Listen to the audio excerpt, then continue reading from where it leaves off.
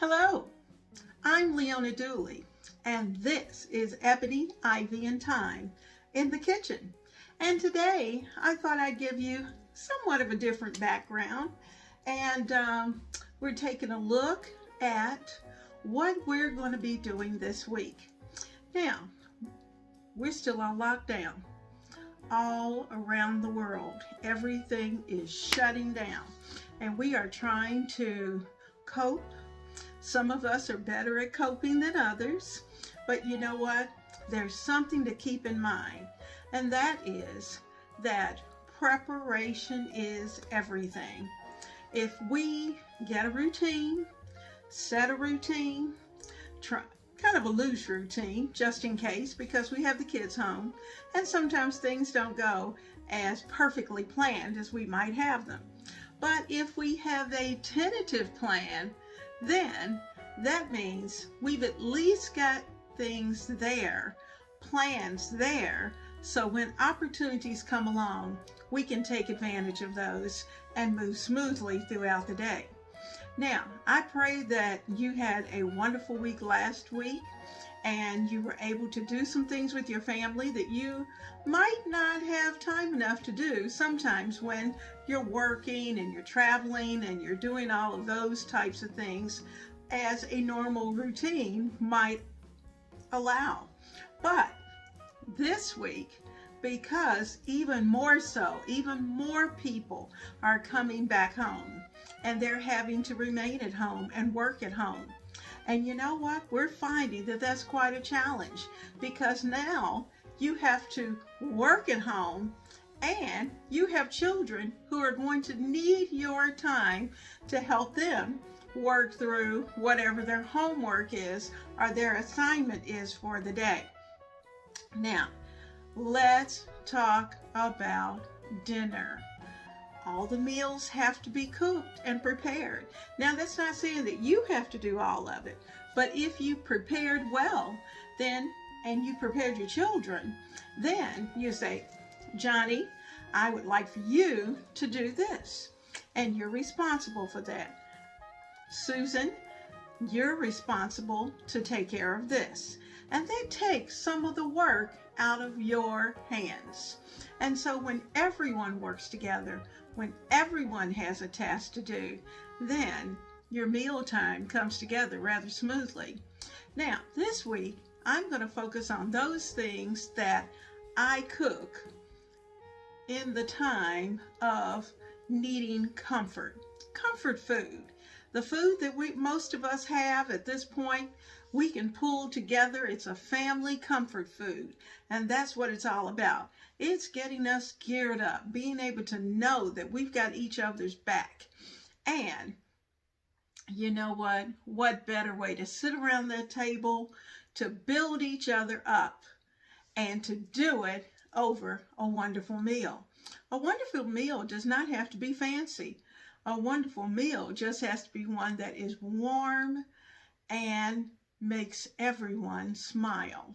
So we're going to work on a meatloaf, because there's nothing that I can prepare that will bring a smile to my family's face faster than meatloaf, because they know that's not something I prepare very often. So when I prepare meatloaf, everybody's ready to go. The smell of that meatloaf is in the oven and it is just permeating throughout the house. And all they can think of, oh, Mom fixed us meatloaf. Mimi fixed us meatloaf. And they know it's going to be delicious. So join me in the kitchen while we prepare our comfort meatloaf. I'll see you soon, right here in the kitchen. My friends, I want you to look at this window, and each morning this is where I start my day. And I'm hoping that you will place a candle in this window or in your window. And it doesn't matter which window it is, and it doesn't matter if it's an actual candle or an electric candle or a lamp. But find a window and place one light that will shine for the light of Christ and to encourage those about you that what's going on now is temporary, and in time it will all pass and we will be the better for it. So shine your light. If you remember, the big guy was working on this pantry and trying to get it organized his way. And so because of that, I showed you in the last video that he had gotten started. We had taken everything out. We got it all cleaned up. We threw a ton of things away. And guess what? Then he took the time and he put everything back in. Now you notice I didn't worry about how pretty it was. I only wanted him to be happy with the way it turned out, where he would know exactly where every item was, where I had labels. I used labels, and if I didn't have a label for it, then it didn't get it. But you know what? He's quite pleased, and because he's happy, I'm happy. So have a wonderful day, and know that everything doesn't have to be perfect. It just has to make that person smile. So enjoy your dinner.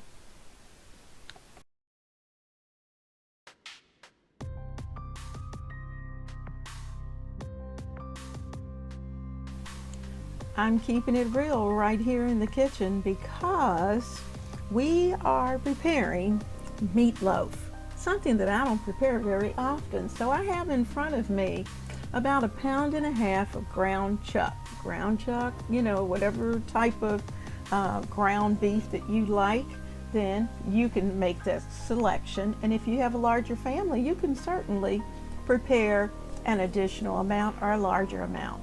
Now, in the smaller bowl, I have 1 slice of bread, and I'm just adding in a little glop, glop, glop of milk, about a 1/2 cup. And you're going to see that I am just going to soak this piece of bread, and I purposely use the end piece of the bread. Now, typically in my family, the end piece gets thrown away or I put it into the freezer. So I'm letting that soak. And I want that to get quite soft, and then I'm going to take my fingers. My hands are clean because we're washing those hands frequently. I am breaking that softened bread up and just mushing it up into little teeny tiny pieces so that it will take in all of the milk that I have put in. Now, the milk doesn't matter if it's whole milk, 2%, 1%, or no percent, just the milk. Then I'm going to, you notice I'm tapping it in because I really do want it to take up everything. I'm going to add in 1 egg. And what we're doing is that we're making the binding for the meatloaf. Now, between the softened bread and the egg, not only is it going to bind, but it is going to make that meatloaf very moist and very soft. And that's what you want. So I am just stirring that up. Like I said, I'm using my best tools, my fingers. Now, this particular beef, I had it out. I was trying to thaw it. And you know, the best laid plans of mice and men, it should have been thawed. It had been out long enough for it to be totally thawed. But there were still a couple of internal pieces that I had to just work with and take my fingers and just mash and break and kind of break it up by hand. And you'll see that as I go through, some were a little easier than others, but I'm working through that and getting that done.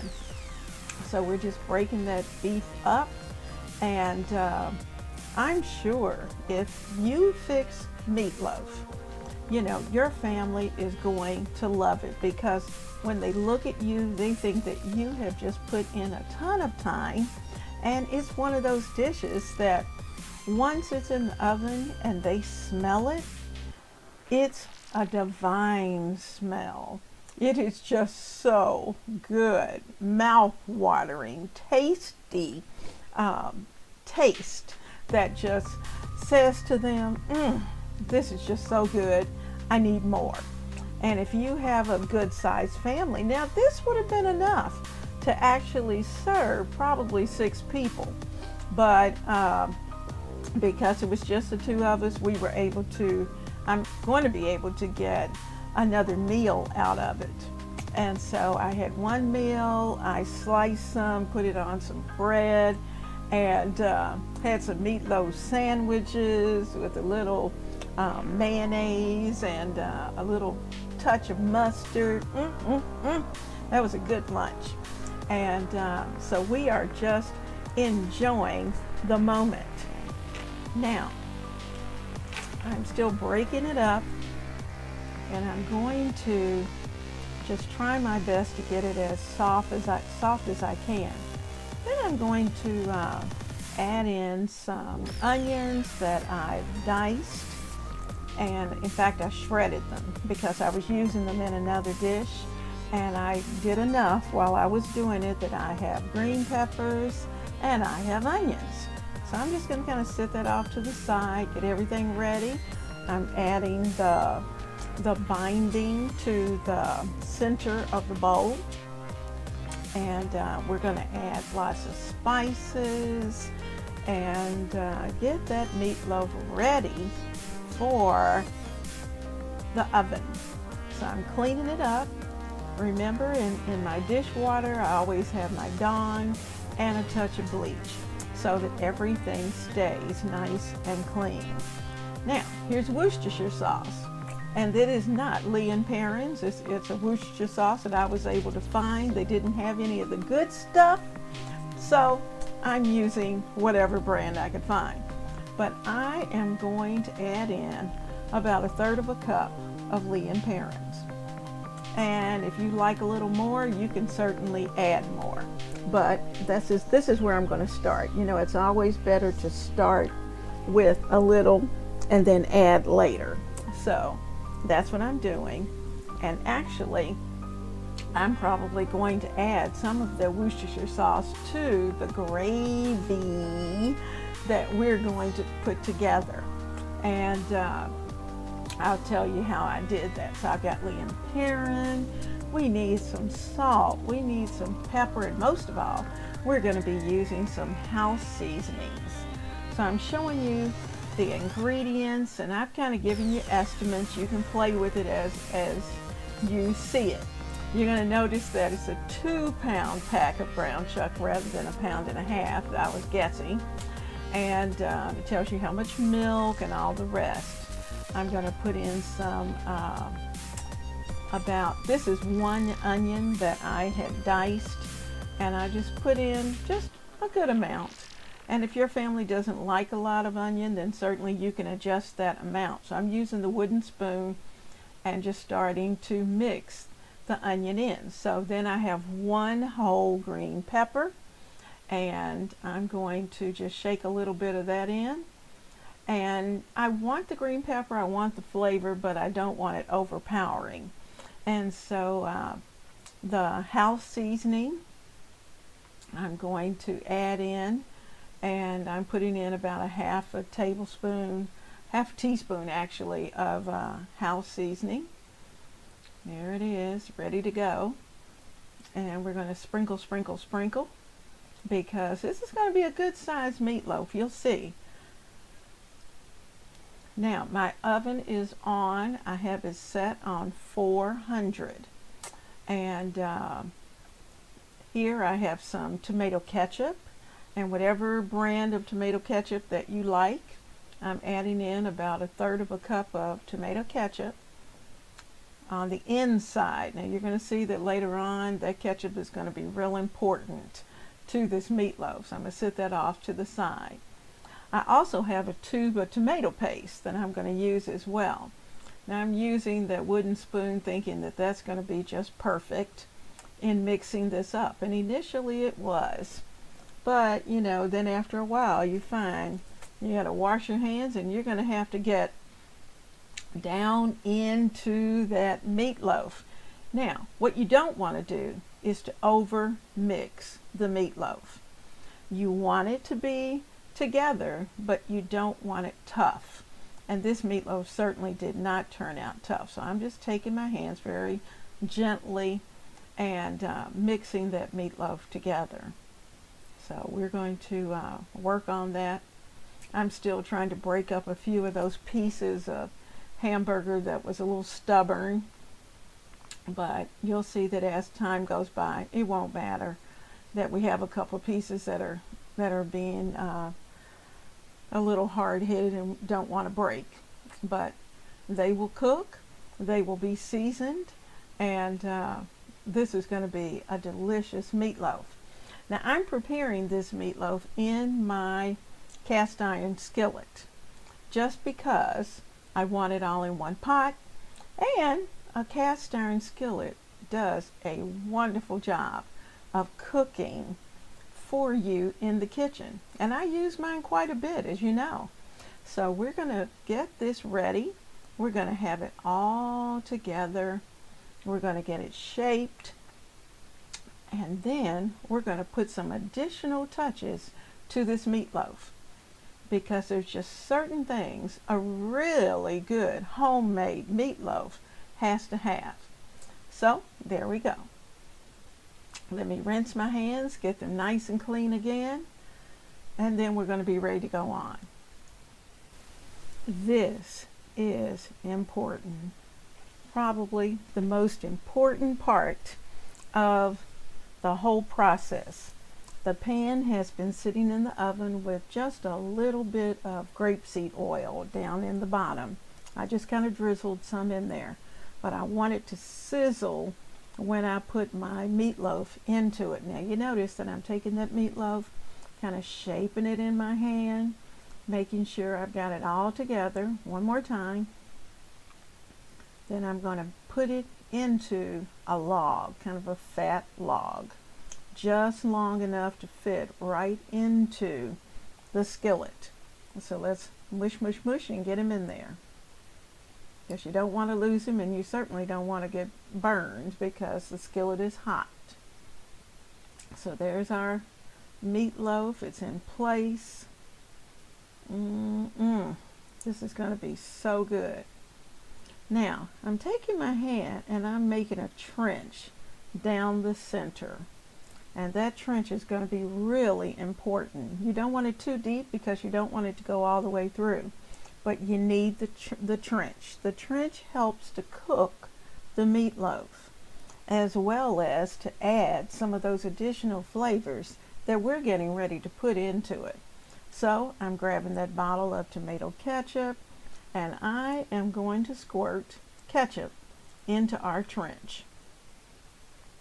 Then I'm going to spread the ketchup. Now I'm also going to add some tomato paste. Not a lot, just enough, because I wanted a little, wanted to add just a little thickening to that ketchup. So you'll see I'm just doing it right there on the meatloaf, and I'm taking that ketchup and just spreading it around the top of the meatloaf. It's going to glaze the top of that meatloaf with tomatoey goodness, and that's what you want. It adds great color. If it doesn't look like you have enough, squirt a little more, and if you like a little more, then certainly you can do that. Some people actually have a full layer, and I just kind of I like the glaze. But we're going to be using the juices that are made from this meatloaf to make a special gravy just for the meatloaf that is going to be so good. It's not like your regular pan gravy, but it's going to be good. So we're getting that meatloaf, the top of it, all dressed up. The oven is hot. It's on 400. I'm going to put the paste back in, the tomato paste back into the refrigerator, because that's where it stays. Then that way you don't have to have these little cans of tomato paste everywhere. And I just buy the tube, and it is just so convenient. I love it. So we are ready. We're going to take that skillet and it's cooled off a bit. That's the reason why you see me handling it a little more. But we're going to take it and put it into the oven. Now, it took about 40 to 50 minutes for it to cook, and to start those juices coming out so that we could really get that all good and stirred up. And then I'm going to add a thickening to those juices so that the gravy will be made. You're going to see we didn't do either one of those. We just like meatloaf. So we took our meatloaf and prepared our plates, added those things that we have that we knew we had to use up in our refrigerator, because after all, we are not going back and forth to the grocery store every day. And so because of that, we're using what we have over the next 2 weeks. So I had some corn, we're going to have some corn on the cob, and we're going to have some potato salad that I needed to finish up, and that's going to go on the plates, as well as tomatoes, because you know, we found that tomatoes are a premium. They were not easy to find. So there's our potato salad and our little sliced Roma tomatoes. That's going to make a beautiful plate, nice and colorful. I'm telling you, I'm going to sprinkle a little paprika on that potato salad, and it's just going to kick the look of that plate up a bit, and it's going to look so fancy when I take it in. I'm going to get some butter and smear it on that corn on the cob. Is your mouth watering yet? And then I'm going to take this plate in to the big guy, so he will be ready to have dinner, and it is just going to be good. So, you know, it's a great night. Now, see, you're probably going to do better than I got caught up. I was caught up between taping this for you guys and trying to do a couple of other things as well. I forgot to take the butter out. So the butter is a little cold, but you know what, with those hot pieces of corn, they are going to be just fine. So there is our plate. It's beautiful, and I hope you will have a blessed and wonderful evening with your family, and serve some meatloaf. And don't forget to put your light in the window and encourage your neighbors to shine their light. Have a blessed and wonderful evening. Thank you, family, for being a part of this effort to encourage each other, to grow each other, and to share with each other.